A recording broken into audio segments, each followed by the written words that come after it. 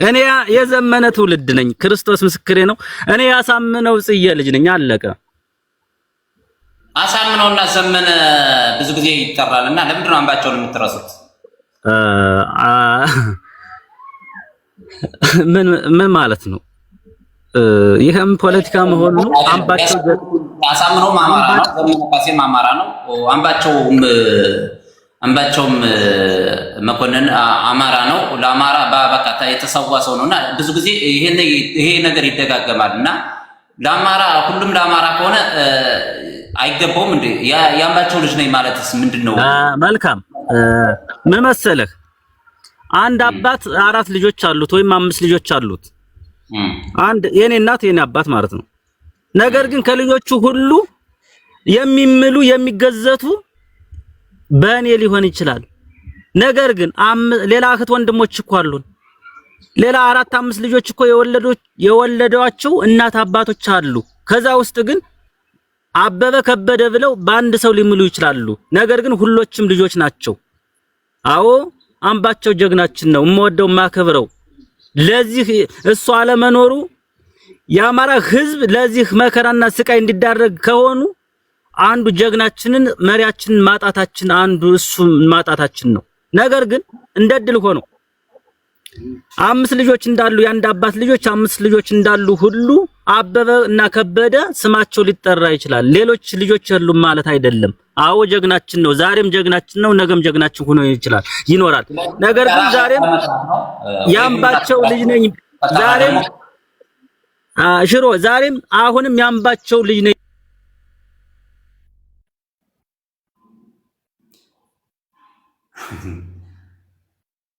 ልክ እኮ ነን፣ ሁላችንም ልክ ነን፣ እሱም ልክ ነው። እኛም ደግሞ ዘመነ ከተነሳ አምባቸው ከተነሳ አሳምነው ከተነሳ አምባቸው መነሳት አለበት።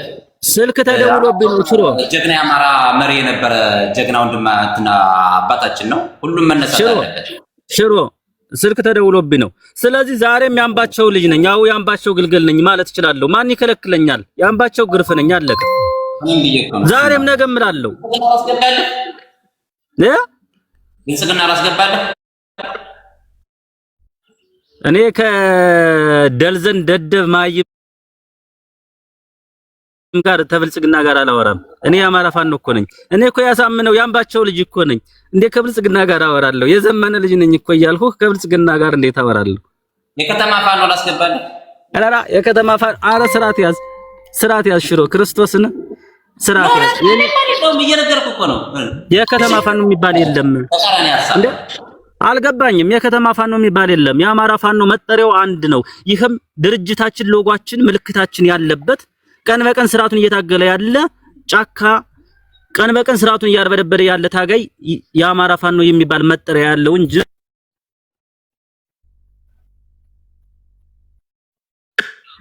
ስልክ እየተደወለብኝ እኮ ነው። እና ስልክ አስፈላጊ ከሆነ አንሳው ታዲያ። አይ አይደለም፣ ችግር የለው። ከዚህ ሀሳብ በላይ አስፈላጊ የለም። በነገራችን ላይ ከዚህ መከፋፈል ከዚህ የምንጎራወረው ቃላት አሁን ለሌሎቹ አንዳንዶቹ እኔን ይወቅሳሉ፣ አንዳንዶቹ አንተን ይወቅሳሉ። እጅግ 200 ሰው እየተከታተለን ነው። ገብቷል አይደል? እኔ ትክክለኛ ጥያቄ ነው የምጠይቀው፣ አንተ ትክክለኛ መልስ ነው የምመለስ ሰው እና አንዳንዶቹ እዚህ ኮሜንታተሮች ሁሌ የቀነጨሩ ናቸው ሲበዙ። አንዳንዶቹ ሽሮ ከሰው ልጅ ጥሩ ነገር አትጠብቅ። የራስን ሐሳብና የራስን አመለካከት የራስን አካሄድ አሳይ። ያኔ እውነትን ተከተል። እውነትን ስትከተል ግን ብዙ ተከታዮች አንተን ይከተሉሃል። ለእውነት ግን ግንባርህን ስጥ። ለእውነት ግን ሙት። ለእውነት ግን ተሰዋ። ለእውነት የምችለውን አስተዋጽኦ ክፈል፣ ዋጋ ክፈል እንጂ እኔ አሁን ሌባም ይለኛል፣ ምንም ይለኛል፣ ምን ብዙም ይለኛል፣ የህዋት ፋኖ የሻቢያ ፋኖ የሚለኛል። ምን ስላሉኝ ስለሰደቡኝ እኔ የአማራው ፋኖ ክብሬ አይቀነስም፣ ጀግንነቴ አይቀንስም። ዛሬም ነገም ጀግና ነኝ። መጠሪያዬ ደግሞ የአማራ ፋኖ ነው ማለት ነው። አለቀ። እሺ ፋኖ ላስገባለህ። ተመሳሳይ ያንተን ሐሳብ ለሚሰንተን ኖ ኦኬ ራስ እኔ ይኸውልህ ኖ ሽሮ በቃ እኔ አሁን እኔ ስወርድ ሌላ ፋኖ አስገብተህ ሌላ ሐሳብ ማወያየት ትችላለህ። እኔን ነው የምመስል በእኔ መስታይ ስማኝ። በአማራ ፋኖ መስታየት የሚታይ የአማራ ፋኖ መልክ ነው። አለቀ። ያ ፋኖም ቢገባ የኔን ሐሳብ የሚያንጸባርቅ ነው። ስማችን እኔ ሰለሞን ያኛው ከበደ ሊባል ይችላል እንጂ አላማችን፣ ግባችን፣ መነሻችን፣ መረሻችን የምናቅ የአማራ ፋኖ ታጋዮች ነን። ስለዚህ እሱን አስገባው አላስገባኸው እኔ ስወርድ እሱን አስገብተህ ማወያየት ትችላለህ። ሌላ ሰው አስገባልኝ እስኪ በሐሳብ ሞግተዋለሁ የሚል ከአማራ ፋኖ ትግል ደጋፊ ውጭ የሆነ እስኳድም ይሁን አልቻልከኝም። ራስ እኮ አሁን እኔ የጠየቅኩን ጥያቄ በጉልበት አስቀራው። ምንድነው የጠየቅኩት? ምን እኔ ድርጅቱን አልቀበልም ፋኖን ደግፋለሁ ስልህ አስፈራርተህ ፋኖን እንድትደግፍ እያረከኝ ነው። እዚህ ጋር ሪከርድ እየተደረገ ነው። ልክ ነህ፣ መብትህ እኮ ነው። ነገር ግን ምን መሰለህ እኔ ከተቀበልክ ፋኖን ከተቀበልክ ድርጅቱን መቀበል አለብህ አልከኝ። ድርጅቱ ካልጣመኝስ ለምሳሌ ይኸውልህ ይሄ የራስህ መብት ነው። ይሄ የራስህ አካሄድ ነው። ነገር ግን በዛ ልክ አላንገራገርኩም። በዛ ልክም ታላቂን ላንተ በማይመጥን ቃል ተናግሬም አላቅም። እኔ በዲሲፕሊን ያደግኩ ጸባይ ያለኝ ስርዓት ያለኝ ሰው ነኝ። በዛ ልክ አላልኩም። ነገር ግን ምን መሰለህ ድርጅቱንና ፋኖን ለይቶ ማየት አይቻልም። የአንድ ሳንቲም ሁለት ገጽታዎች ሊባል የማይችል መልክ ነው ያለን። ድርጅት ማለት ፋኖ ነው፣ ፋኖ ማለት ድርጅት ነው። ድርጅቱ የአማራ ፋኖ እያንዳንዱ ውደት አንዱ አካል ነው። በቃ አለቀ። ስለዚህ ድርጅቱንና ፋኖ እንዴት ነጣጥል ልታይ ትችላለህ አንተ? ኖ ድርጅቱ አሁን ድርጅቱ አንድ ድርጅት አለ፣ ግን ፋኖ አላመነበትም። 100% ነው ነገር አልተቀበለው። ለምንድን ነው የማትቀበለው? እሺ ይሄንን ጥያቄ ለምንድን ነው የማትቀበለው? ፋኖቹ ራሱ አልተቀበሉትም። የትኛው ፋኖ ነው? ናት እጭ ምን አይነት ፋኖ ነው? ወልካት ምን አይነት ፋኖ ነው ያልተቀበለው? ንገረኝ እስኪ የትኛው ፋኖ? እኔ አሁን ፋኖ አንዳንዶቹ ከትግሬ ጋር እንሰራለን የሚል ፋኖ አለ ወይ መከራ እንዴ! አዳምጠኝና መልስልኝ። አንዳንዶቹ ደግሞ ህወሓት ታሪካዊ ጠላታችን ነው ከህወሓት ጋር እንሰራም የሚሉ ፋኖ አለ። ይሄ ፋኖ በአንድ ድርጅት አለ ስትሉ በጣም እየገረመን ነው። ይሄ አንደኛ ድርጅቱ ፋኖች ወደ አንድነት አልመጡም። ድርጅት ግን አንድ ድርጅት መስርተዋል፣ ግን ከልባቸው አልመሰረቱት። ለዚያም ነው እስካሁን ድረስ የአማራ ትግል በአንድነት እየተመራ አይደለም። ለዚህም መሬት ላይ ያለው ስለምናውቅ ነው። አሁን ያለው ሚዲያ ላይ የተከፋፈለው የአማራ ፋኖ ለምሳሌ የአማራ ፋኖ አንድ ድርጅት ካለው የደቡብ ጎንደርን ሚሊሻ እና የደቡብ ጎንደርን ፋኖ የሚያባለው ለምንድን ነው? ለምን አንተ ወደ ደቡብ ጎንደር አትመጣም? ከጎጃም ለምን አትወጣም? ለምን ያንተ ወደሷል? መልካም በነገራችን ላይ ሽሮ የአማራ ፋኖ በአራቱም አቅጣጫ ጎንደር፣ ጎጃም፣ ወሎ፣ ሸዋ ደግሞ ጎንደር ገብቶ ሰሞኑን 22 23 24 የሰራውን ታሪክ ጀብድ ሰምተሃል። ስለዚህ እኛ ቦታ አምላኪዎች አይደለንም።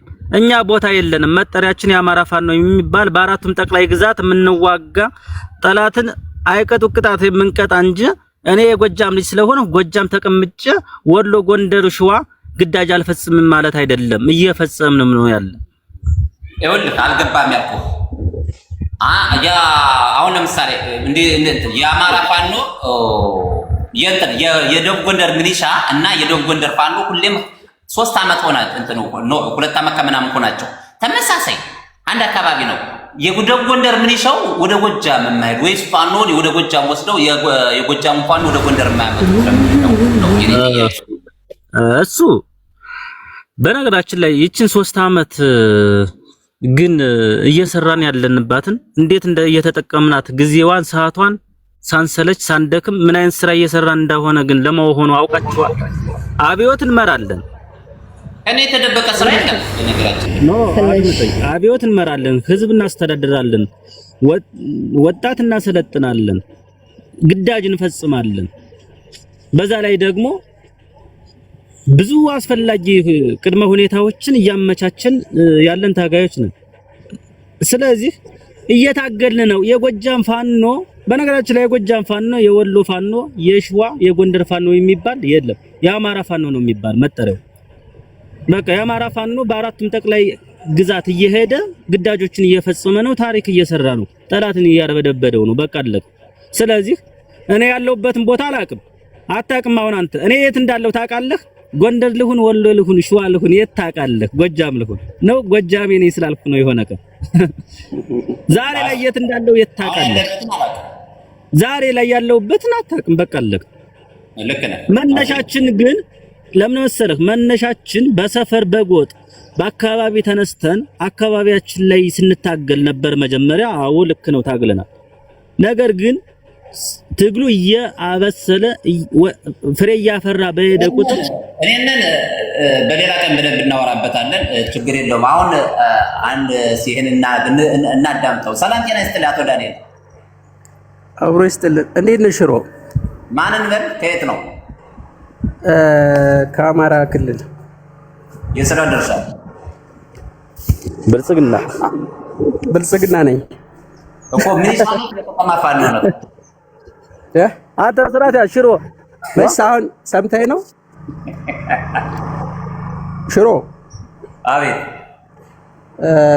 ምንም አምክንዮ የሌለው ዝም ብለህ እንቶ ፈንቶ የሆነ ወሬ ማለት ለሀገርም ለሕዝብም የማይጠቅም ጊዜን ለማሳለፍ ብቻ ዝም ብሎ እንደዚህ። በእርግጥ ጊዜ ለማሳለፊያ ከሆነ ወይ ነው ስራን ነገር ማለት ምንድነው? አሁን ይሄ ወንድማችን የአማራ ፋኖ ታጋይ ነው። ያንተ ምንድነው ስራ?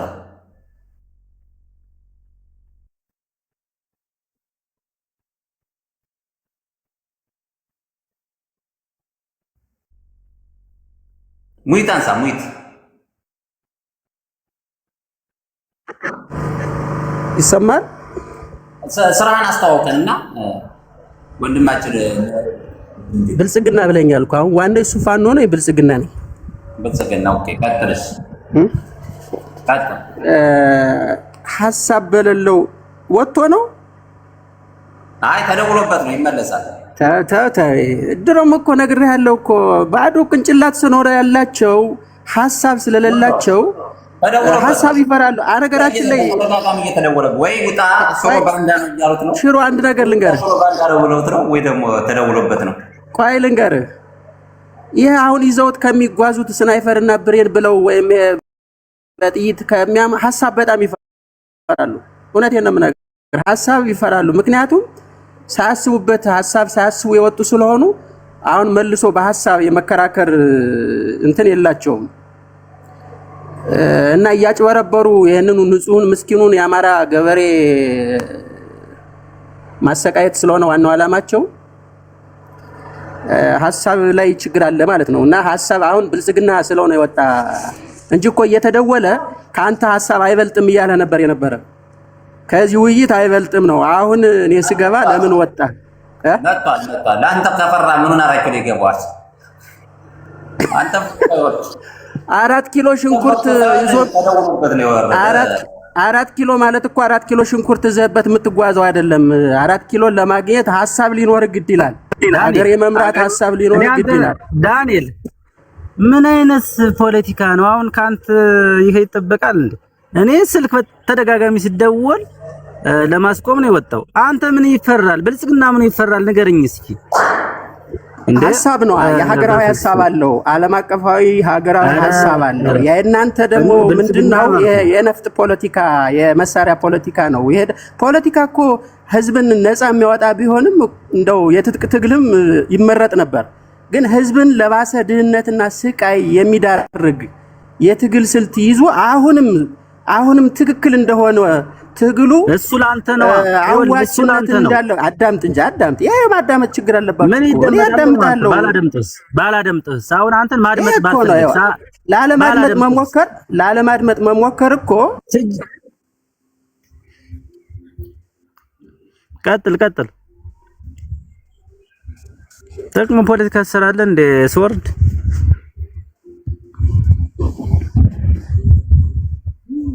ቀጥል። እያደመጥኩህ ነው።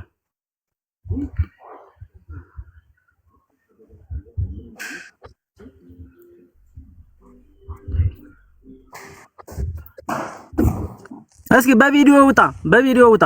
የአማራ ፋን ነው። ባትቀጥል ይባላል። ችግር የለውም። በቪዲዮ አስወጣው። እኔም በቪዲዮ እወጣለሁ። ሰውየውን በቪዲዮ አስወጣው። እኔ እወጣለሁ በቪዲዮ። ሰውየውን አስወጣው። ዳንኤልን አስወጣው። ያስወጣቸው በሙሉ በይሆት የሉም። ወንድሜ ያውቃል ባህሪዬን ስለሚያውቅ አስወጣው። የብልጽግና አንድ አካል ነኝ። ስለ ብልጽግና መናገር እችላለሁ። ብልጽግና ማለት ለህዝብ ነው፣ የህዝብ ድምጽ ነው እያለኝ አስወጣው። በቪዲዮ ማውራት እችላለሁ። ተደብቆ ይኸውልህ፣ እኔ አማራ ፋኖ ተደብቄ አይደለም እየታገልኩ አይደለ። ስለዚህ አስወጣልኝ ይሄን ሰውዬ በቪዲዮ ይውጣ፣ አለበለዚያ ወርዳለሁ። ይቅርታ የምወርድ ግን ፈርቼው አይደለም፣ ወይም የሱን ጥያቄ ለመሸሽ አይደለም። በቪዲዮ አስወጣው።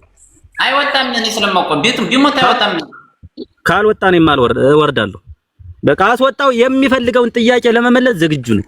አለበለዚያ አስወርደውና ሌላ እኔ እናንተ ነው ወይ ዳንኤል ሙይትን አንሳ። በቪዲዮ ትወጣለህ።